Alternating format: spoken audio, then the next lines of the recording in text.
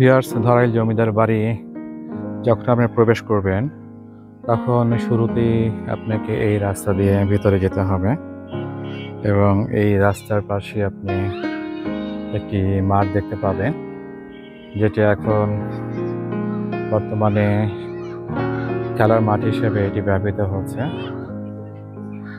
এটি এই জমিদার বাড়িরই একটি স্থাপনা, অর্থাৎ জমিদার সেই ঝাড়াইল জমিদার বাড়ি যেটি রয়েছে সেই ঝাড়াইল জমিদার বাড়ি তাদেরই এই প্রপার্টি, যেটি এখন বর্তমানে খেলার মাঠ হিসেবে এটি ব্যবহৃত হচ্ছে।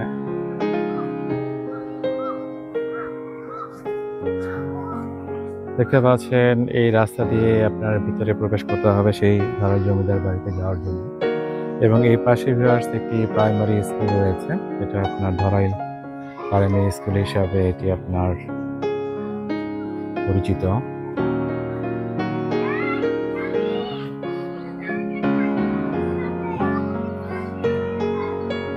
এই রাস্তা দিয়ে আপনি ভিতরে প্রবেশ করার পরে সেই ধরাইল জমিদার বাড়িটি দেখতে পাবেন। বাট এখানে ভিউয়ার্স যদি একটু লক্ষ্য করেন তাহলে বাম পাশে একটি পুকুর রয়েছে এবং সেই পুকুরে একটি ঘাট রয়েছে।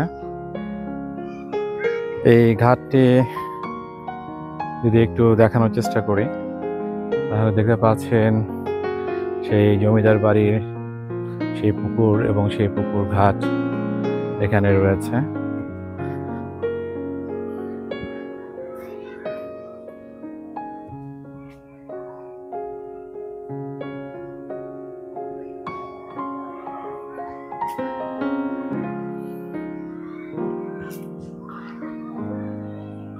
সেই ঘাটটি কিন্তু অনেক ভিতরে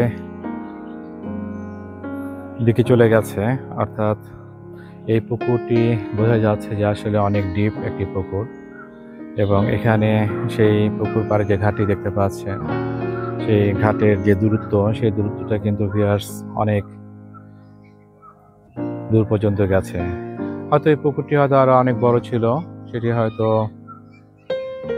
সময়ের পরিবর্তনে সেই পুকুরটি হয়তো এখন অনেক ছোট হয়ে গেছে, এবং সেই পুকুরের পানিগুলো দেখতে পাচ্ছেন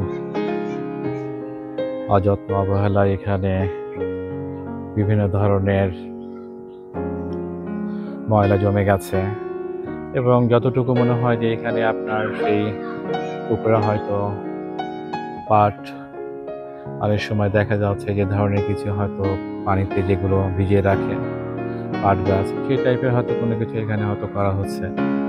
দেখতে পাচ্ছেন ভিউয়ার্স, সেই ধরাইল জমিদার বাড়ি প্রবেশের শুরুতেই আপনি এখানে একটি পুকুর দেখতে পাবেন, এবং সেই পুকুরের যে ঘাটটি রয়েছে সেই ঘাটটি দেখানোর চেষ্টা করছে।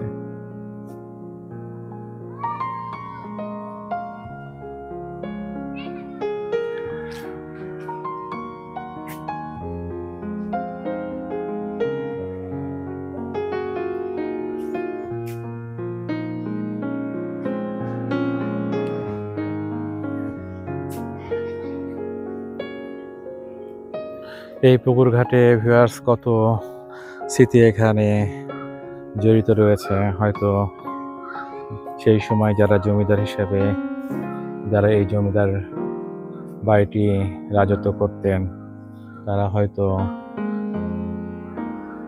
জানতেন এই পুকুর পাড়ে কত স্মৃতি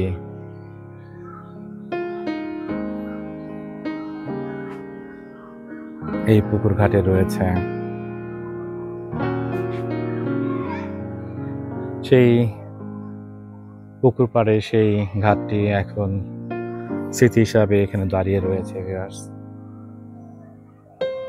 ভিউয়ার্স, এখান থেকে যখন আপনার যে রাস্তাটি দেখালাম এই রাস্তার একটু সামনে গেলে সেই ধরাইল জমিদার বাড়িটি পড়বে। ভিউয়ার্স, সেই ধরাইল জমিদার বাড়ি দিকে এখন যাচ্ছি, সাথে থাকুন। ভিউয়ার্স, এই ধরাইল জমিদার বাড়িতে যখন আপনি প্রবেশ করবেন তখন সেই ধরাইল জমিদার বাড়িতে প্রবেশ করার ডান দিকে একটি রাস্তা গেছে। সেই রাস্তাটি যখন আপনি আসবেন তখন এখানে একটি মন্দির দেখতে পাবেন। এই মন্দিরটি সেই ধরাইল জমিদার বাড়ির একটি অংশ।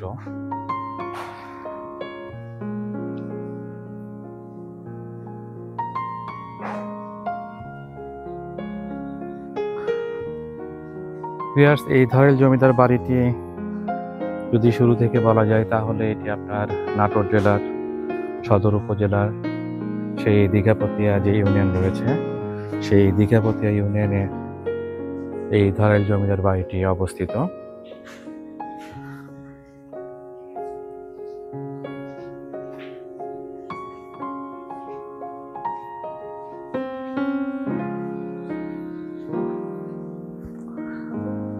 এই ধরেল জমিদার বাড়িটি আপনার নাটোর শহর থেকে 10 কিলোমিটার দূরে এটি অবস্থিত।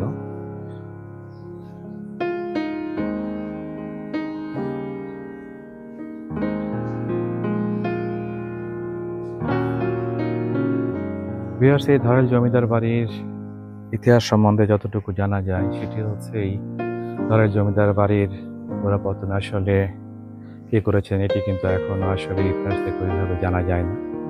তবে এই মন্দিরটি যখন আপনি দেখতে আসবেন, তবে এই মন্দিরটি যখন দেখতে আসার সময় এখানে আপনি একটি ফলক দেখতে পাবেন।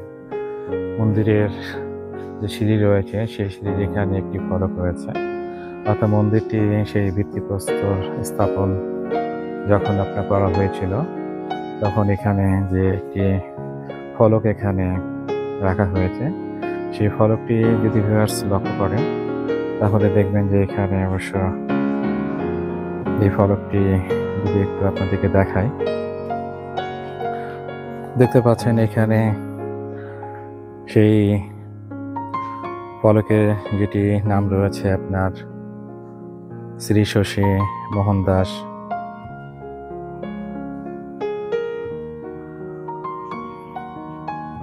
সেই বাংলার 1300-1100 খ্রিস্টাব্দে বৃহস্পতিবারে এই মন্দিরের কাজটি শুরু হয়েছিল, সেই ফলকে যতটুকু দেখা যাচ্ছে ভিউয়ার্স। এবং এই শ্রী শশী মোহন দাস যিনি আপনার স্বর্গীয় রাম গোপাল চৌধুরীর পুত্র হিসেবে ছিলেন। ভিউয়ার্স, এই জমিদার বাড়ির আপনার প্রবেশের আগে ডান দিকে একটি রাস্তা পাবেন, সেই রাস্তা দিয়ে যখন আসবেন তখন আপনার এই মন্দিরটি দেখতে পাবেন।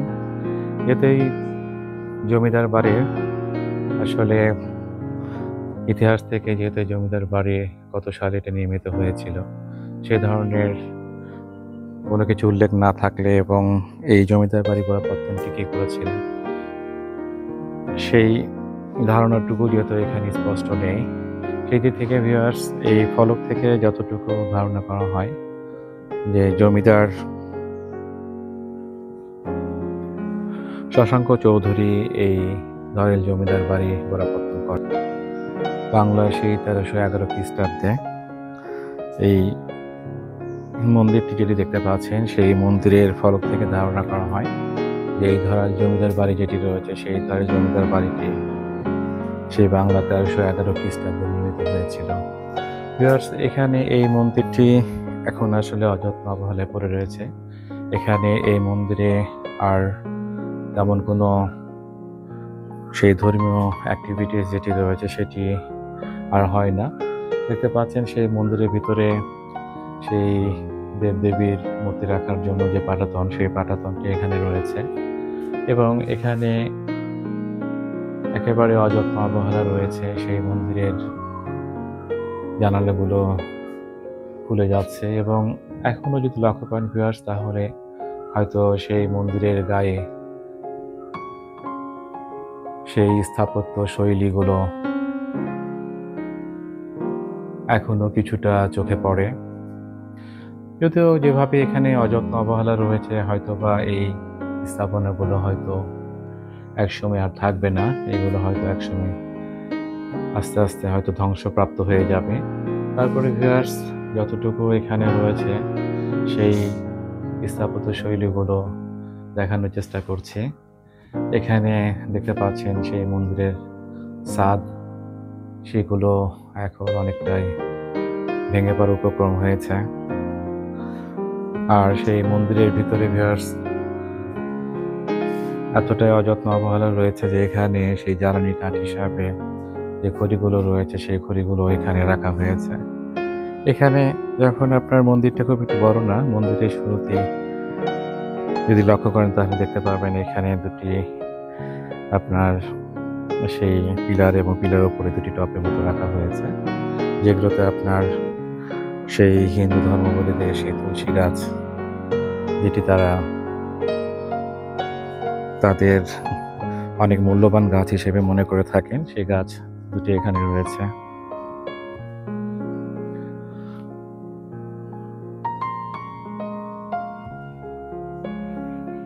সেই মন্দিরের যে থাম্বা, সেই থাম্বার উপরে সেই ডিজাইনগুলো এখনো ভিউয়ার্স চোখে পড়ার মতো। দেখতে পাচ্ছেন সেই ধরাইল জমিদার বাড়ি প্রবেশের মুখেই আপনার ডান দিকে একটি রাস্তা দেখবেন, সেই রাস্তা দিয়ে কিছু দূর আসলে এখানে এই মন্দিরটি আপনার চোখে পড়বে, যেটি আপনার রাধা বল্লভজিউর নামে যে মন্দিরটি এখানে দাঁড়িয়ে রয়েছে।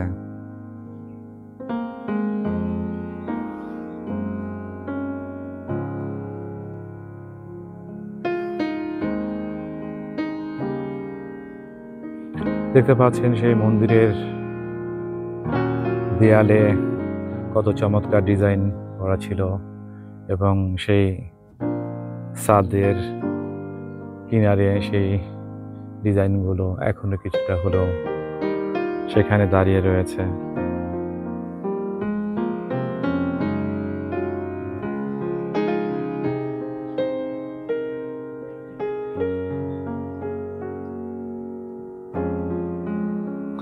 সেই মন্দিরের দরজা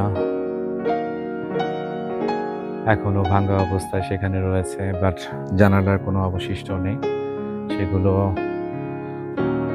খুলে গেছে, এবং সেই জানালার উপরে যে লোহার পাত হিসাবে যে ডিজাইনগুলো করা ছিল সেগুলো এখনো কিছুটা হলেও দাঁড়িয়ে রয়েছে।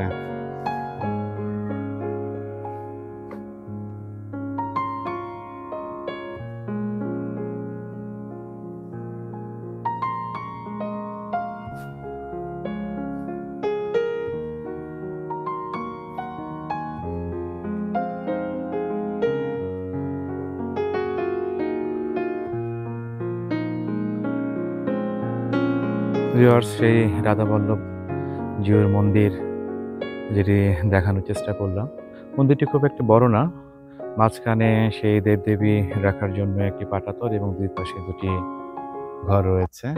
এতটুকুই মন্দিরের আয়তন বা মন্দিরের সীমানা বলতে পারেন। ভিউয়ার্স, এখান থেকে আপনার সেই রাধাবল্লভ জিউর যে মন্দিরটি দেখতে পাচ্ছেন, এখান থেকে আপনার এইদিকে একটি রাস্তা পাবেন, সেই রাস্তা দিয়ে আপনার সামনে গেলেই সেই ধরাইল জমিদার বাড়িটি আপনার চোখে পড়বে। ভিউয়ার্স, দেখতে পাচ্ছেন সেই ধরাইল জমিদার বাড়ির অংশ বিশেষ, অর্থাৎ সেই ধরাইল জমিদার বাড়ি যখন প্রবেশ করবেন তখন আপনার এখানে এই ঘরটি দেখতে পাবেন, যেটি আসলে এখানে যে স্মৃতিচিহ্ন রয়েছে তাতে বোঝা যায় যে সেই ধরাইল জমিদার বাড়ি এখানে থেকে শুরু হয়েছে। ভিউয়ার্স, ধরাইল জমিদার বাড়িটি যেটি শুরুতে বললাম যে আসলে এই ধরাইল জমিদার বাড়িটি গোড়াপত্তন কে করেছেন এ ধরনের কোনো ইতিহাস না থাকলেও সেই রাজা বল্লভ রাজা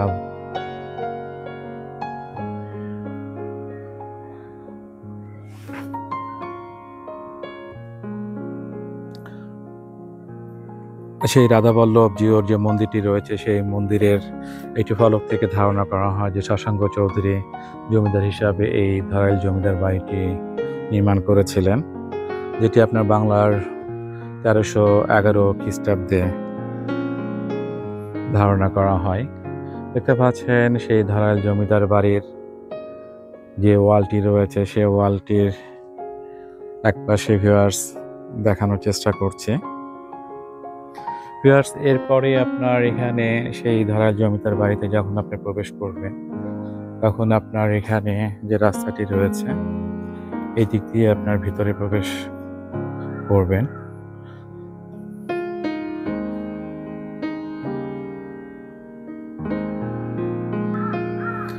ভিউয়ার্স, ভিতরে যখন প্রবেশ করবেন তখন এই ধরাইল জমিদার বাড়ির এখানে সে একতলা বিশিষ্ট যে জমিদার বাড়িটি রয়েছে সেই জমিদার বাড়িটি দেখতে পাবেন, যেটি শুধু আপনার এখানে সেই জমিদার বাড়ির যে ঘরের যে ওয়ালগুলো রয়েছে সেই ওয়ালগুলো এখানে দাঁড়িয়ে রয়েছে।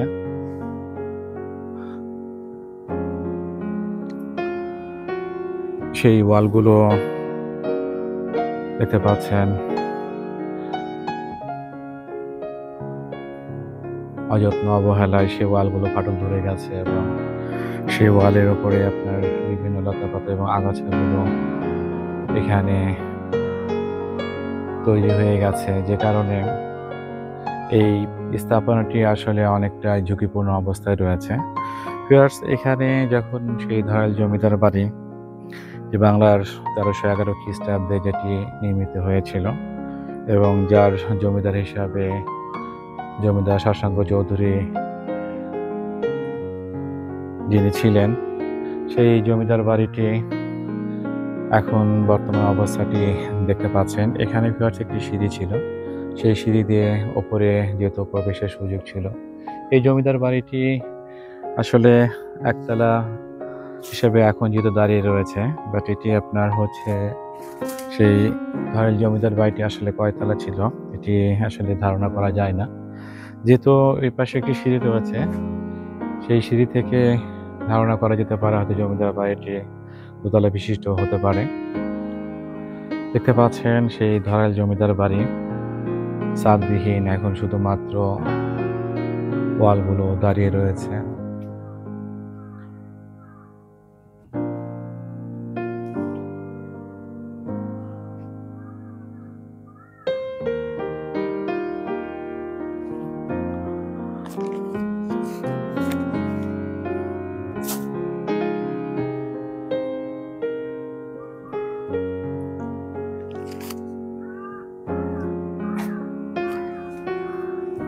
ভিউয়ার্স, এই ধরাইল জমিদার বাড়ির এই অংশটুকু যেটি দেখতে পাচ্ছেন একেবারে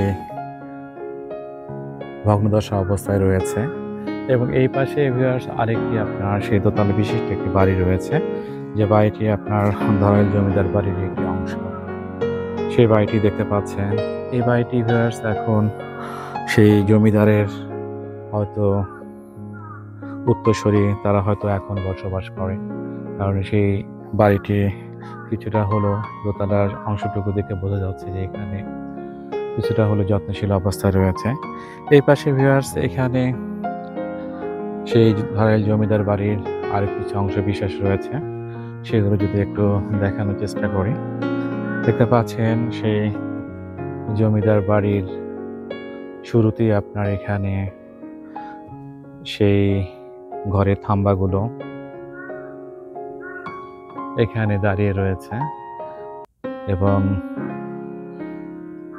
সেই জমিদার বাড়ির এই অংশটুকু ভিউয়ার্স ছাদবিহীন অবস্থায় রয়েছে এবং ওয়ালগুলো শুধু দাঁড়িয়ে রয়েছে। এখানে ভিউয়ার্স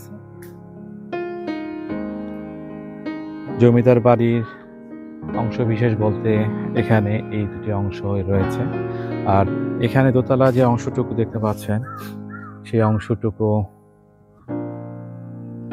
বেশ ভালোভাবে এখানে রয়েছে। ভিউয়ার্স, সেই জমিদার শশাঙ্ক চৌধুরীর ইতিহাস যেটি শেয়ার করলাম, সেই বাংলার 1311 খ্রিস্টাব্দে জমিদার শশাঙ্ক চৌধুরী এই ধরাইল জমিদার বাড়িটি নির্মাণ করেছিলেন। এছাড়া ভিউয়ার্স আরেকটি ইতিহাস এই ধরাইল জমিদার বাড়িতে জানা যায়, সেটি হচ্ছে আপনার বিনোদ বিহারী চৌধুরী বাংলার 1337 খ্রিস্টাব্দে এই ধরাইল জমিদার বাড়িটি 12 বছর সময় ধরে তিনি এই জমিদার বাড়িটি সেই দীঘাপতিয়া যে রাজবাড়িটি রয়েছে সেই রাজবাড়ির আদলে এটি নির্মাণ করেছিলেন। যেহেতু তিনি সেই বিনোদ বিহারী চৌধুরী যেহেতু একজন প্রকৌশলী ছিলেন, প্রকৌশলী হিসেবে তিনি নিজেই সেই জমিদার বাড়ির ডিজাইনটা করেছিলেন এবং দীর্ঘ 12 বছর সময় ব্যয় করে তিনি সেই প্রাসাদটি নির্মাণ করেছিলেন।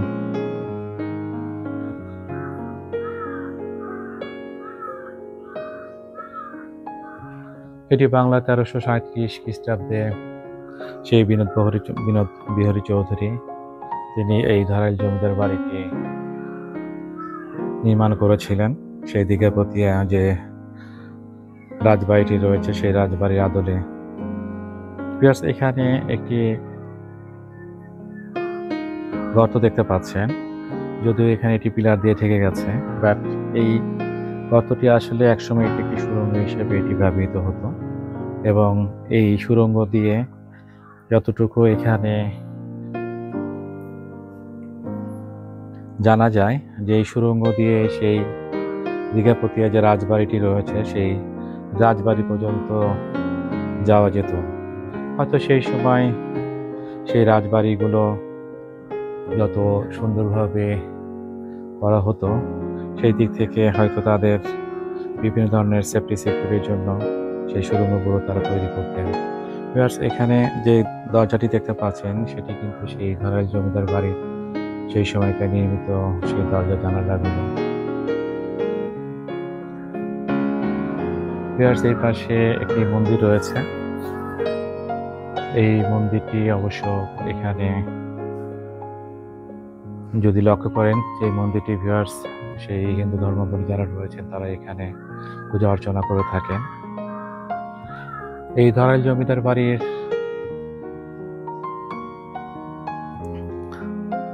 যেহেতু আরেকটি ইতিহাস যেটি শেয়ার করলাম ভিউয়ার্স, বাংলার 1337 খ্রিস্টাব্দে বিনোদ বিহারী চৌধুরী এই ধারাইল জমিদার বাড়িটি নির্মাণ করেছিলেন।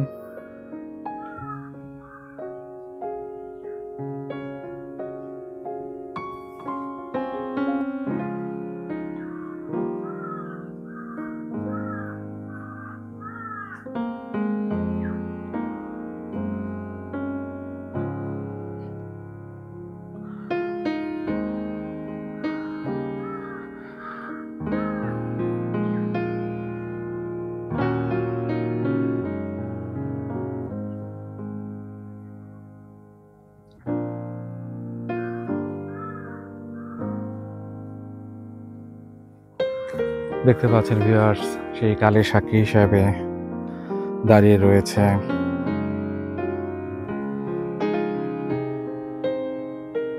সেই ধারাইল জমিদার বাড়ি।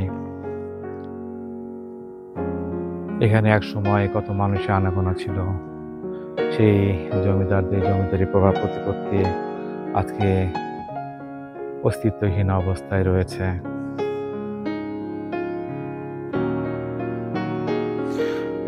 এই ধারাইল জমিদার বাড়ির তালুক কিন্তু আপনার সেই নাটোর, বগুড়া, নওগাঁ, পাবনা থেকে শুরু করে সেই পাঁচবিবি পর্যন্ত তাদের তালুক ছিল এবং এই ধারাইল জমিদার বাড়ির এই সমস্ত জমি থেকে যে খাজনা আদায় করা হতো তার কাছারি ঘর হিসাবে কিন্তু আপনার সেই নওগাঁয় সেই লীলা সুন্দরী এই ধারাইল জমিদার বাড়ির সেই জমির খাজনাগুলো আদায় করতেন। সেই কাছারি ঘরটি ছিল আপনার নওগাঁ জেলায়। পরবর্তীতে সেই বহরমপুর এক জমিদারের সাথে আপনার এই লীলা সুন্দরীর যখন বিয়ে হয়ে যায় তখন তিনি আর এই ধারাইল জমিদার বাড়িতে ফিরে আসেননি। এছাড়া ভিউয়ার্স এখানে আপনার সেই 1947 সালে যখন জমিদারি প্রথা যখন বিলুপ্ত হয়ে যায়, সেই জমিদারি প্রথা বিলুপ্ত হওয়ার পরে এই ধারাইল জমিদাররা এই ধারাইল জমিদার বাড়ি ছেড়ে একবারে চলে যান। এখানে আর তারা ফিরে আসেননি। সেই ধারাইল জমিদার বাড়িগুলোর সেই সময় থেকে আসলে অযত্ন অবহেলায় দিনের পর দিন এভাবে দাঁড়িয়ে রয়েছে। হয়তো এক সময় হয়তো এটি আপনার বিলুপ্ত হয়ে যাবে। এই ধারাইল জমিদার বাড়িটি কিন্তু আপনার যদি আপনি এখানে আসতে চান তাহলে কিন্তু এই ধারাইল জমিদার বাড়ি কিন্তু আপনি গুগল ম্যাপে কিন্তু ফলো করে কিন্তু এখানে আসতে পারবেন না, কারণ গুগল ম্যাপে কিন্তু এই ধারাইল জমিদার বাড়ি কিন্তু কোনো আপনার মার্কিং নেই। এখানে আসলে ধারাইল জমিদার বাড়ি আসতে গেলে সে আপনার নাটোর যে মাদ্রাসা মোড় রয়েছে, সেই মাদ্রাসা মোড় থেকে এখানে আপনার যে লোকাল যে ট্রান্সপোর্টগুলো রয়েছে, সেই লোকাল ট্রান্সপোর্টগুলো ব্যবহার করে আপনি সরাসরি সেই ধারাল জমিদার বাড়িতে আসতে পারবেন। অর্থাৎ এখানে সেই ধারাল বাজার রয়েছে, সেই বাজারের কাছাকাছি আপনার এই ধারাল জমিদার বাড়িটি আপনার আসা যায়। বাট সেই দিক থেকে আপনার যেহেতু এটি আপনার সদর উপজেলায় এই ধারাল জমিদার বাড়িটি অবস্থিত, এ কারণে আপনার অল্প সময়ে আপনি ধারাল জমিদার বাড়িতে আসতে পারবেন। ভিউয়ার্স, দেখতে পাচ্ছেন সেই ধারাল জমিদার বাড়ির বর্তমান অবস্থা। এখানে এই বিল্ডিংটি ভিউয়ার্স স্বাধীন অবস্থায় রয়েছে। যদিও বিল্ডিং এর ভিতরের ওয়ালগুলোর অবস্থা দেখে ভিতরে প্রবেশ করতে কিছুটা হলেও ভয় ভীতি তৈরি হয়। তারপরে ভিউয়ার্স, যেহেতু এই সমস্ত জমিদার বাড়িগুলো কালের সাক্ষী হিসাবে দাঁড়িয়ে রয়েছে, যে কারণে এখানে আসতে পেরে যেমন নিজের কাছে ভালো লাগে, আবার পাশাপাশি এই জমিদার বাড়িগুলো যখন খুব কাছ থেকে দেখা যায় এবং সেগুলো যখন ভিডিও করার সুযোগ থাকে ভিউয়ার্স, তখন একটা আলাদা অনুভূতি কাজ করে। কিন্তু এই জমিদার বাড়িগুলো ভিউয়ার্স এতটাই নাজুক অবস্থায় রয়েছে যে এখানে আসলে একটু অসাবধানতাবশত হয়তো অনেক বড় ধরনের দুর্ঘটনা ঘটে যাওয়ার সম্ভাবনা থাকে।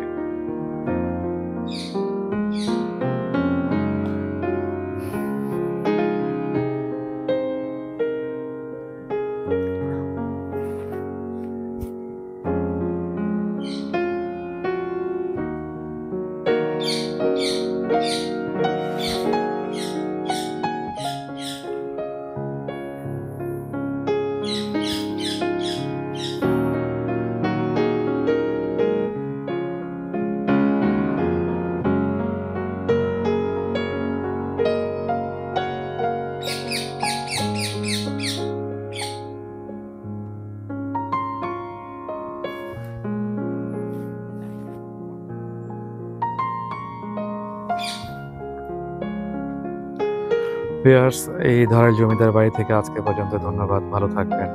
আল্লাহ হাফেজ।